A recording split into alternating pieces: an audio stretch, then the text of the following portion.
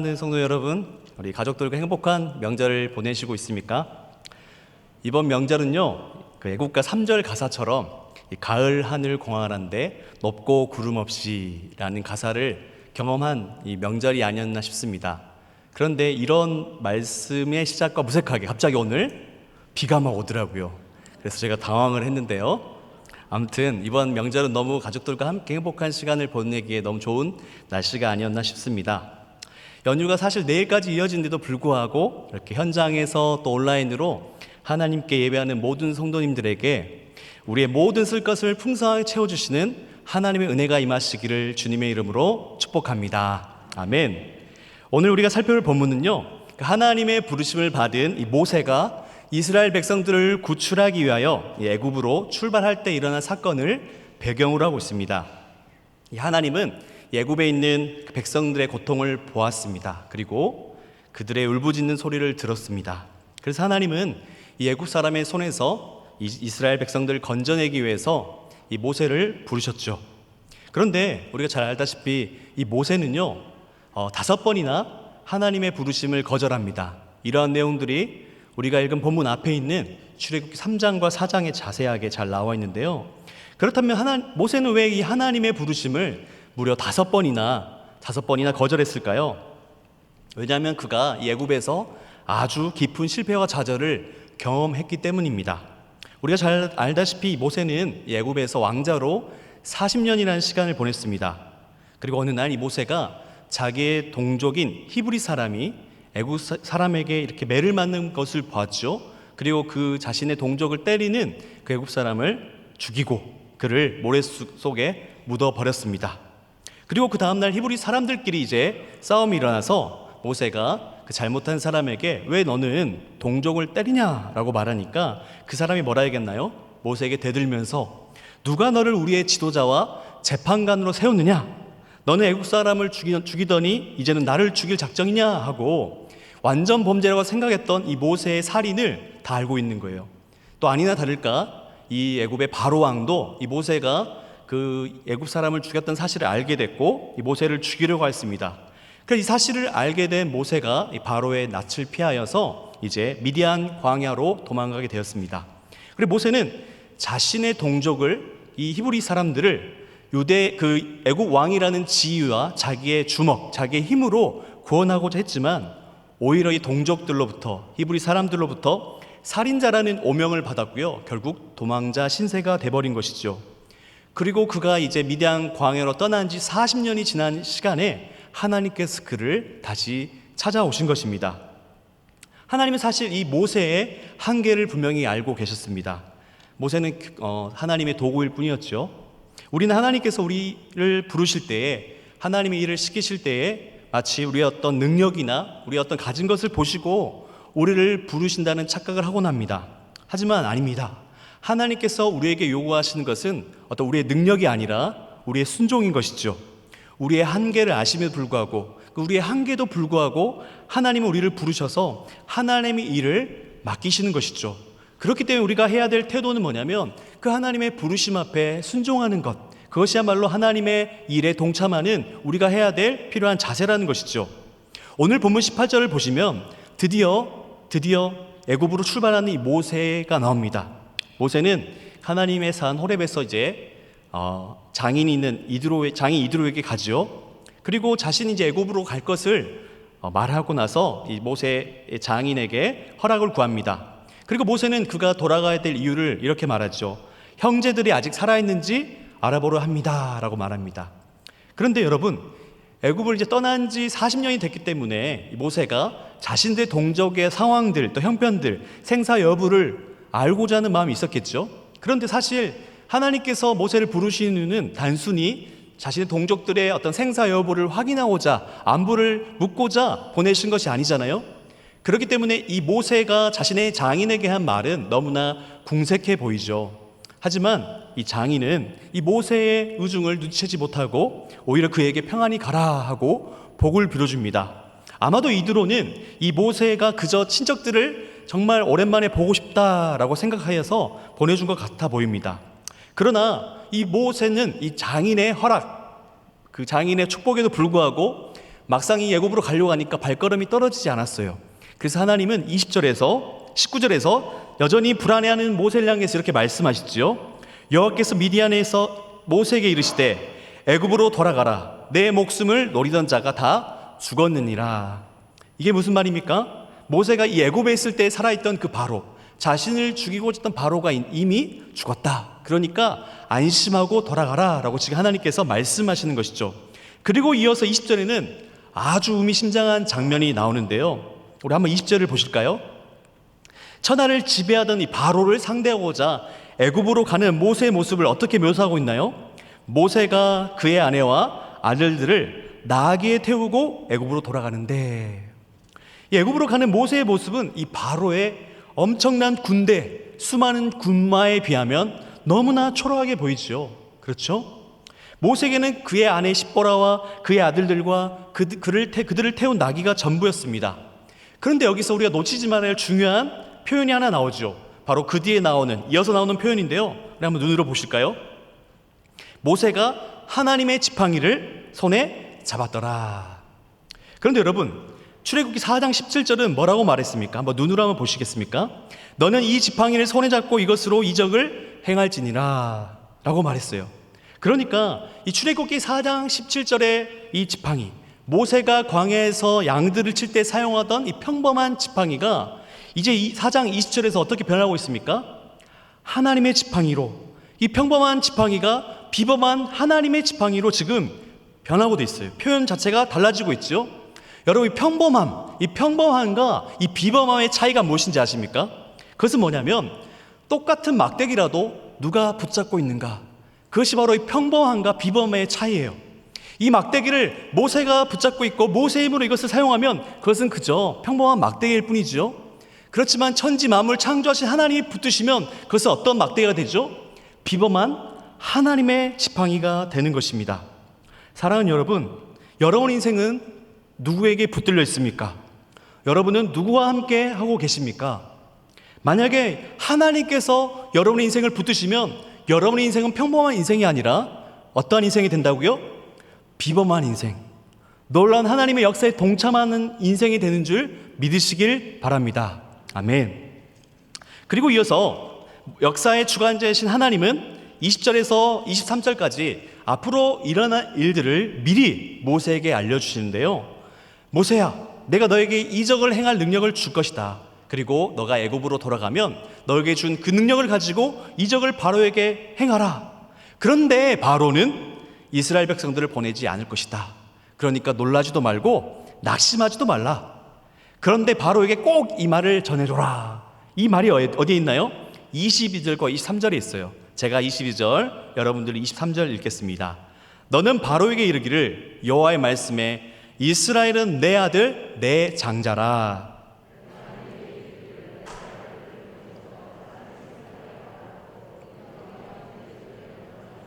내가 내 아들 내 장자를 죽이라 하셨다 하라 하시니라. 아멘. 하나님은 22절과 23절에서 이스라엘 가르쳐 나의 아들, 나의 장자라고 부르십니다. 이런 하나님의 표현은 하나님께서 이스라엘 백성들을 얼마나 소중한 존재로 여기고 있는지를 우리에게 보여주죠. 하나님이 이토록 이스라엘 민족을 사랑하고 아끼셨습니다. 하나님께서 이렇게 특별하게 생각하시는 하나님의 아들, 하나님의 장자 이스라엘을 이 바로가 학대하고 괴롭혔기 때문에 하나님은 이 바로가 아끼는 바로의 아들, 바로의 장자를 죽게 할 것이다 라고 지금 말씀하고 있는 것이에요.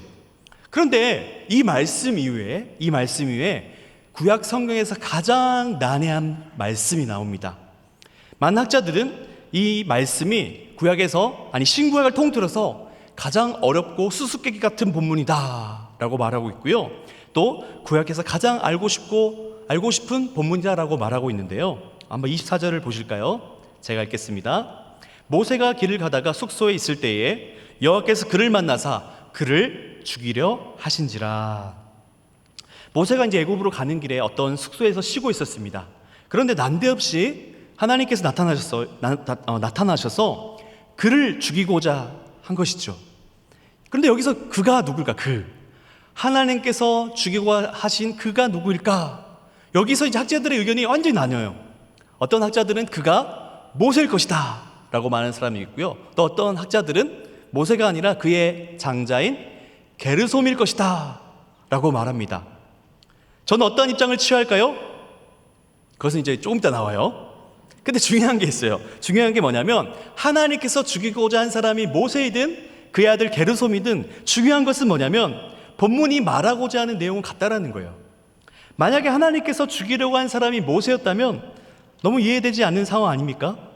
그렇게 가기 싫다던 모세를 하나님께서 어르고 달래고 때로도 화내셨면서 그를 끝까지 애굽으로 보내시려고 할 때는 언제고 갑자기 난데없이 나타나셔서 모세를 죽이시려 하다니, 이것은 쉽게 이해되지 않는 본문이고요. 도대체 이것이 어떤 뜻을 가지고 있는지 이해하는 것이 쉽지는 않습니다.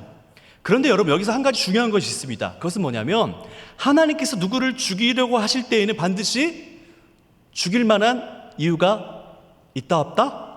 있다라는 거.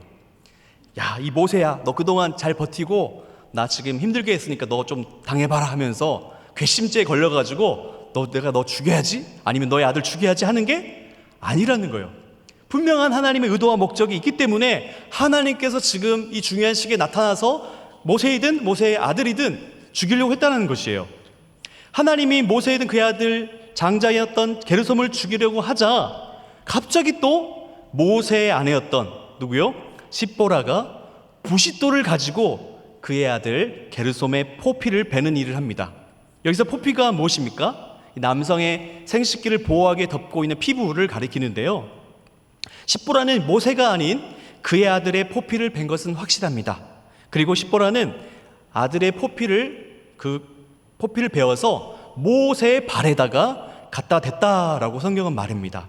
그리고 남편 모세에게 십보라는 뭐라 얘기하고 있습니까? 당신은 나의 피남편이다 라고 말합니다.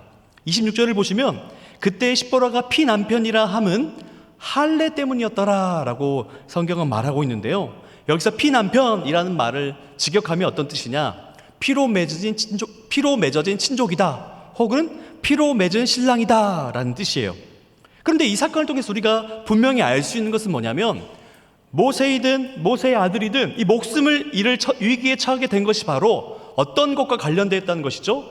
바로 할례와 관련이 있었던 것이다 라는 것을 우리가 알 수 있죠. 이 십보라의 이런 행동은 일방적인 상식으로 볼 때 어떻게 보이십니까? 어마어마한 무시무시한 행동 같아 보이지 않습니까? 당시에 어떤 정교한 칼이 없던 시대에 부싯돌로 아마도 갑자기 끔찍해지죠. 너무 상상하려고 하니까 아파오죠. 피도 눈물도 없는 여자라고 느껴질 수가 있어요. 그래서 어떤 학자는 이 십보라의 태도를 비난합니다. 그리고 모세의 아들 게르솜이 할례를 받지 않은 이유가 아마도 이 이방 미디안 여인이었던 십보라의 반대 때문이었을 것이다 라고 말합니다. 그런데 여러분, 이러한 해석은요 너무나 확대된 해석이에요. 본문은 이 십보라의 행동을 통해서 모세이든 아니면 모세의 아들이든 그들이 가까스로 죽음을 면했다는 사실만을 우리에게 말해주고 있거든요. 다시 말해서 이 십보라를 통해서 죽임을 당하지 않고 살았다라는 것을 우리가 잊지 말아야 되는 것이죠. 한마디로 뭐라고요? 이 십보라가 이 가정을 살린 것입니다. 대단하죠? 네. 여러분, 하나님은요, 하나님의 아들, 하나님의 장자 이스라엘을 구원하시기 위해 애굽 왕 바로의 아들, 바로의 장자를 죽일 것이라고 선언하셨습니다. 그리고 이어서 하나님은 그 아들에게 할례를 시행하지 않은 모세, 혹은 할례를 받지 않은 모세의 장자인 게르솜을 지금 죽이려고 하십니다. 지금 어떤 내용이 지금 계속 이어지고 있죠? 그의 아들, 그의 장자, 모세의 아들, 모세의 장자, 바로의 아들, 바로의 장자가 지금 이어지고 있어요. 그래서 저는 하나님께서 죽이고자 했던 그가 모세의 아들 게르솜이었을 것이다 라고 이연사로 외칩니다. 네, 학자들도 통일되지 않고 있기 때문에 저는 그렇게 더 맞다고 봐요. 왜냐하면 의도적으로 출애굽기 저자는 계속해서 아들 장자, 모세의 아들 장자와 이스라엘의 아들 장자를 연결하고 있거든요. 한번 더 들어보실래요? 창세기 17장 보면 이 하나님께서 아브라함에게 할례를 행하라는 장면이 나옵니다. 하나님께서 아브라함에게 나는 전능한 하나님이라 너는 내 앞에서 행하여 완전하라 라고 말씀하시면서 창세기 17장 12절에서 이렇게 말씀하시는데요. 한번 화면을 보시고 한 목소리 읽겠습니다. 시작. 너희의 대대로 모든 남자는 집에서 난 자나 또는 너희 자손이 아니라 이방 사람에게서 돈으로 산 자를 막론하고 난지 8일 만에 할례를 받을 것이다. 이렇게 명령하시죠. 그리고 10절과 11절을 읽으실 때인데요, 제가 10절, 여러분이 11절 읽겠습니다. 너희 중 남자는 다 할례를 받으라. 이것이 나와 너희와 너희 후손 사이에 지킬 내 언약이니라. 너희는 포피를 베어라. 이것이 나와 너희 사이의 언약의 표징이라. 아멘. 마지막으로 7절을 제가 읽겠습니다. 내가 내 언약을 나와 너 및 내 대대 후손 사이에 세워서 영원한 언약을 삼고 너와 내 후손의 하나님이 되리라. 아멘. 그리고 14절에서 이렇게 말씀하십니다. 할례를 받지 아니하는 남자 곧 그 포피를 베지 아니한 자는 백성 중에서 끊어지리니 그가 내 언약을 배반하였음이니라 라고 말씀하시죠. 다시 말해서 이 할례는요, 언약의 표징이라는 거예요. 이스라엘 백성은 하나님의 백성이라는 표시, 그 증표로 할례를 행해야 되고, 만약에 할례를 받지 않는다는 것은 이 하나님의 언약 안에 속하지 않았다는 의미가 된다는 것이죠. 하나님은 아브라함에게 말씀하셨듯이 이 언약 공동체 안에 있지 않은 자를 심판하려는 이 의지를 분명하게 지금 보여주셨습니다. 하나님은 이 언약의 표인 할례를 받지 않은 자들을 심판하신다 말씀하셨죠. 그렇기 때문에 하나님은 바로이든 바로의 아들이든 바로의 장자는 물론이거니와 심지어 모세라도, 아니면 심지어 모세의 장자 게르솜일지라도 하나님의 언약의 표징인 이 할례를 받지 않으면 누구든지 죽일 것임을, 죽일 수 있다는 사실을 지금 말씀해 주는 것이죠. 이것은 우리에게 중요한 사실을 알려주고 있습니다.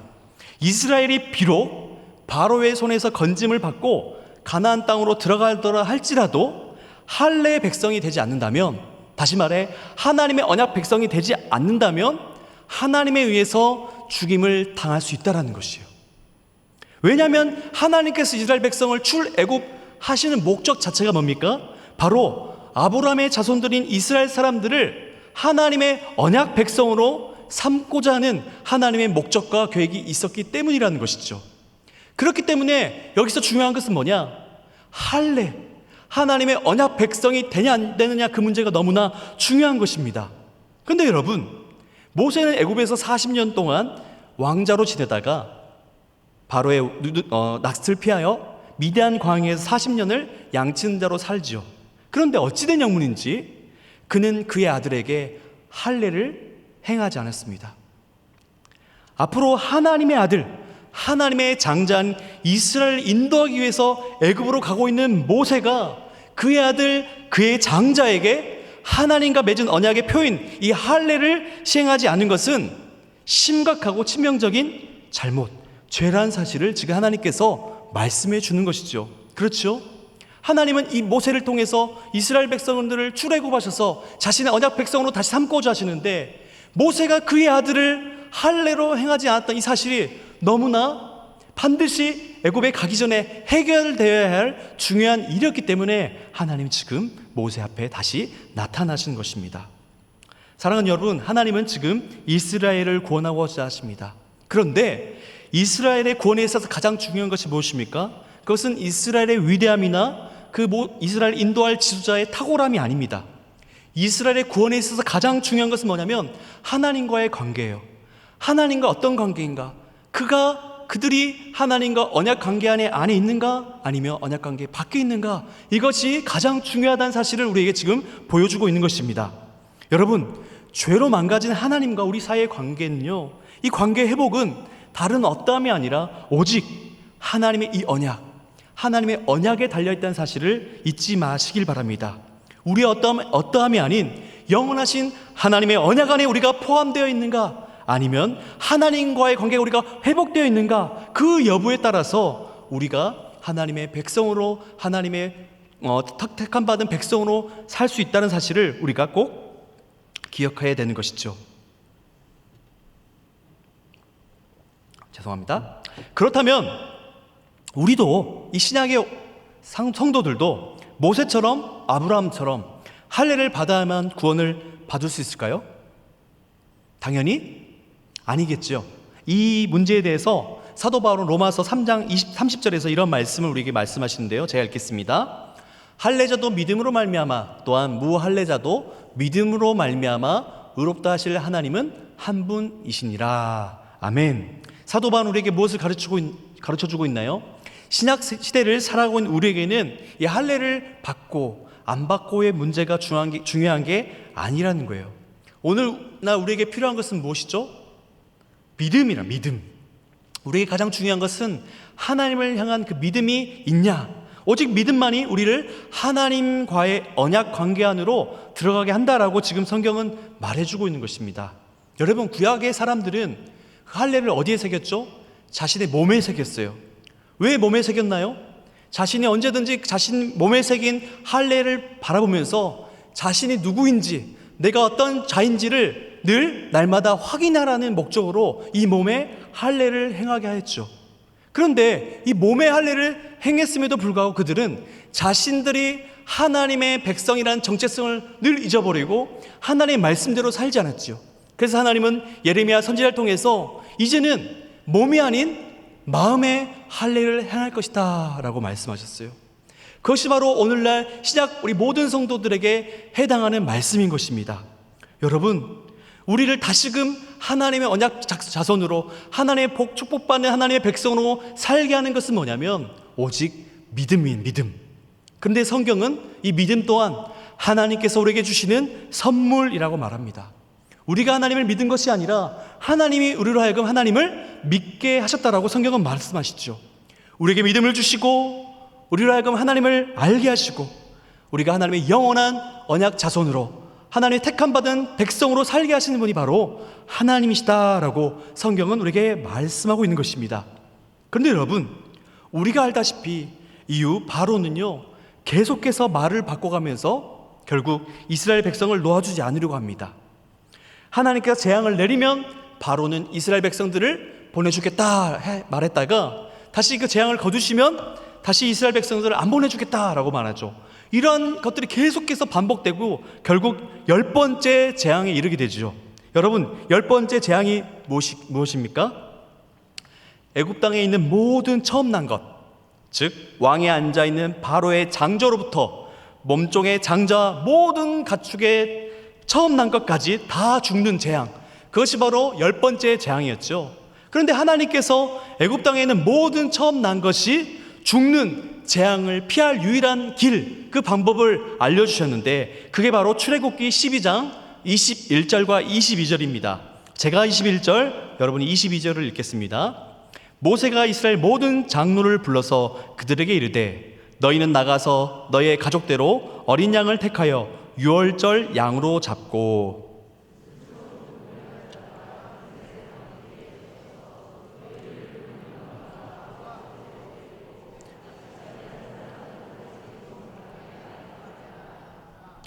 그렇죠? 애굽 땅에 있는 모든 처음 난 것이 죽는 이 재앙을 피할 유일한 길이 있다. 그 길은 뭐냐?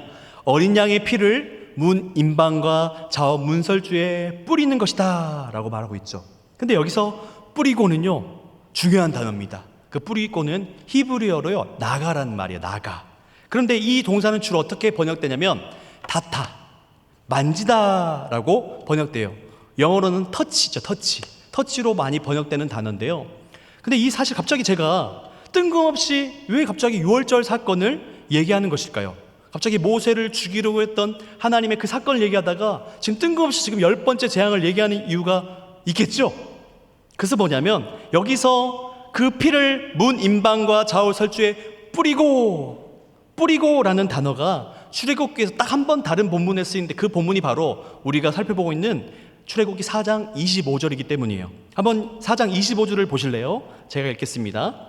십보라가 돌칼을 가져다가 그 아들의 포피를 베어 그의 발에 갖다 대며 이르되 당신은 참으로 내게 피남편이로다 하니. 그러니까 출애굽기 12장에서 피를 뿌리다 할 때 그 단어와 출애굽기 4장 25절에서 갖다 대며 라는 단어가 같아요. 히브리어로 나가. 그러니까 이게 무슨 말입니까? 이 두 단어는 다 뭐와 연결되어 있죠? 피와 연결돼요. 피. 모세의 아내 십보라가 자신의 아들의 포피를 잘랐죠? 당연히 뭐가 났겠어요? 피가 났겠죠. 십보라는 피가 철철 흐르는 그 포피를 어디에 갖다 대요? 모세의 발에 갖다 대었어요. 그리고는 당신은 나의 피난편이라고 말했습니다. 그러자 모세이든 그의 아들이든 하나님의 심판, 이 죽음의 심판에서 그 죽음의 위기에서 벗어나게 되었잖아요. 마찬가지로 그 어린 양의 피를 우슬조에다가 이제 적셔가지고 문 임방과 문 좌우 문설주에 뿌린 자는, 다른 말로 하면 갖다 댄 자는 어떻게 되는 거예요? 하나님의 무시무시한 심판, 이스라엘에 처음 난 것 모든 죽는 그 심판을 피하게 된다는 것이요. 이 두 가지는 너무나 밀접한 관계가 있는 말이에요. 여러분 잘 이해되시고 있죠?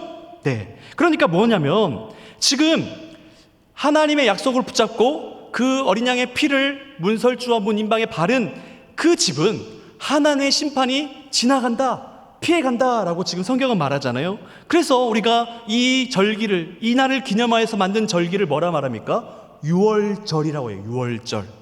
유월절은 너물유에 넘을 유자를 써요. 너물유에 넘을 월자를 씁니다. 영어로는 패스오버이라는 뜻이에요. 하나님의 심판이 넘어갔다, 하나님의 심판이 지나갔다 라는 뜻으로 유월절이라는 단어를 썼거든요. 모세는 애굽에 가서 일어날 10번째 재앙을 애굽에 가기 전에 먼저 지금 경험한 것이에요. 모세는 지금 여기서 유월절을 미리 경험한 것과 같은 것이에요. 자신이든 아니면 자신의 아들이든 간에, 저는 자신의 아들, 그 모세의 아들 게르솜이 하나님의 죽음을 피했다라고 본다 그랬잖아요.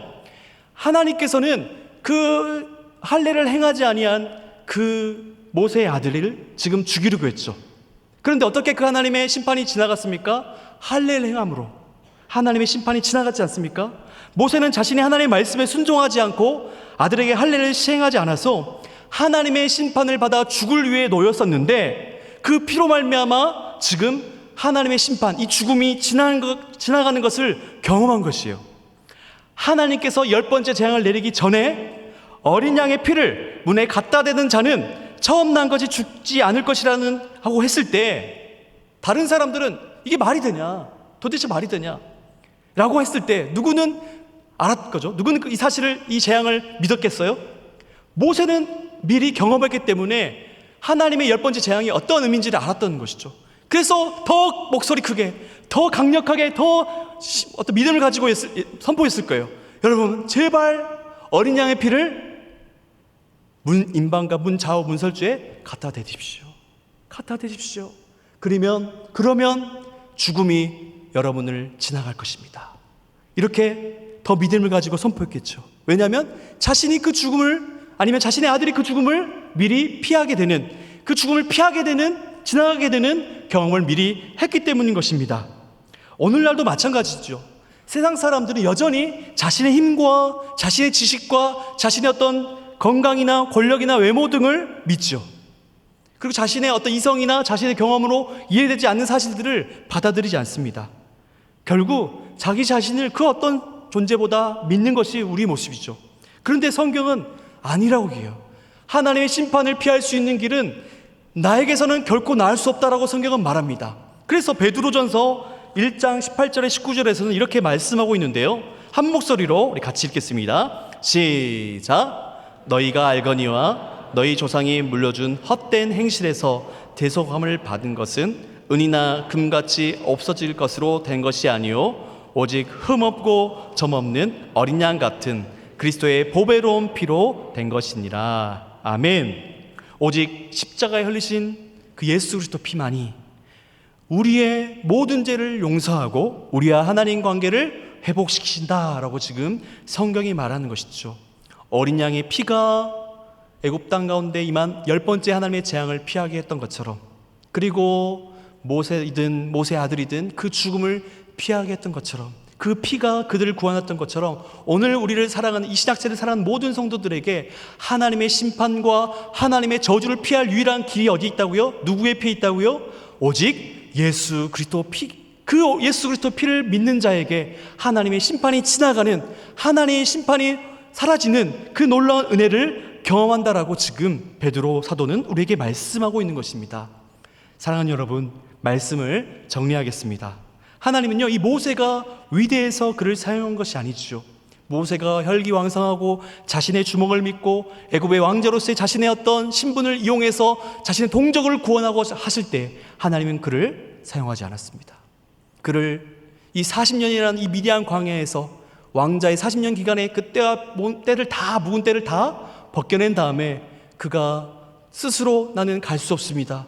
나는 입이 뻣뻣하여 둔한 자입니다. 하나님 보낼 자를 보내소서 하며 하나님 앞에서 징징대고 하나님 저는 아닙니다라고 말했을 때 그를 어르고 달래고 때로는 화내면서까지 그를 보내시면서 너의 능력이 아닌 내가 너에게 말할 것을 줄 것이고 내가 너에게 아론을 붙여줄 것이고 너의 그 평범한 지팡이가 이제는 하나님의 지팡이가 될 것이다 라고 그를 불러서 하나님의 백성들을 구원하는 그 영광의 자리로 몰아갔던 그 하나님의 열심을 우리가 살펴보았습니다.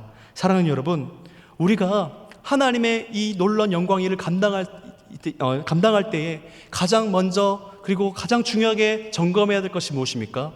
우리가 누구의 손에 붙들려 있는가? 우리는 누구와 함께 하고 있는가를 가장 먼저 살펴봐야 될 줄 믿습니다. 아무리 평범하고 초라하고 부족한 인생일지라도 그 하나님의 손에 붙들린 인생은 비범한 인생, 놀라운 하나님의 일에 동참하는 인생 될 줄 믿습니다. 또한 한 가지, 죄로 깨어진 하나님과 우리 사이를 회복하는 것은 우리의 지식이나 우리의 어떠함이 아닌 오직 그리스도 예수의 피, 그 피만이 우리에게 임할 하나님의 심판과 하나님의 그 저주를 피하게 하는, 그 하나님의 심판이 지나가게 하는 유일한 방법이심을 깨달아 하시기를 주님의 이름으로 축복합니다. 그렇기 때문에 우리가 점검해야 될 것은 뭐냐? 우리가 오직 예수 그리스도로 피로 말미암아 하나님 앞에 의롭다 여김을 받고 있는가? 우리가 하나님과의 영원한 언약 가운데 있는가? 우리는 하나님의 심판과 저주와 형벌이 아닌 하나님의 영원한 사랑받는 자로 하나님의 언약 백성이 되었는가? 나는 어떠한 존재인가를 먼저 살피고 우리 인생 가운데 우리 함께 하시는 하나님의 손이 우리를 붙들고 있는가를 확인하심으로 우리 인생 가운데 우리를 통해서 하시고자 하시는 하나님의 놀라운 일에 동참받고 쓰임받는 여러분은 다 되시기를 주님의 이름으로 축복합니다. 아멘. 기도하겠습니다. 하나님 감사합니다. 하나님께서 하나님의 일을 감당하실 때에 하나님의 사람을 사용하시는데 그 하나님의 사람은 이 세상의 기준으로 뛰어난 능력을 가진 자나 많은 경험을 가진 자나 많이 가진 자가 아니라 오직 하나님 앞에 엎드려져 순종하는 인생, 자신의 연약함을 주 앞에 고백하고 겸손하게 하나님만을 바라보는 인생, 하나님의 손에 붙들린 인생, 그 인생을 하나님께서 쓰신다고 말씀하여 주시니 감사합니다. 하나님, 또 하나님, 우리는 하나님의 심판과 저주와 형벌을 받아 마땅한 자들이었는데 오직 예수 그리스도를 믿게 하시고 그의 보배로운 피로 말미암아 하나님의 심판과 저주와 형벌이 아닌 하나님의 영원하신 언약 안에 있는 자들로 하나님의 사랑받는 하나님의 자녀 삼아 주시니 감사합니다. 우리가 늘 우리 삶 가운데 점검하며 우리 주위 주변 가운데 우리가 십보라 같은 자들이 되어 하나님의 심판을 받아 마땅한 자들에게 그리스도의 그 보혈을 선포함으로 말미암아 그들이 하나님의 심판이 아닌 하나님의 놀라우신 복을 받는 축복의 통로가 될 수 있도록 우리를 사용하여 주옵소서. 우리 모두가 하나님께 쓰임받는 인생, 하나님께 놀랍게 하나님 나라를 확장하며 주의 몸된 교회를 세워나가는 축복된 인생 될 수 있도록 한 사람 한 사람 붙잡아 주옵소서. 예수님의 이름으로 기도합니다. 아멘.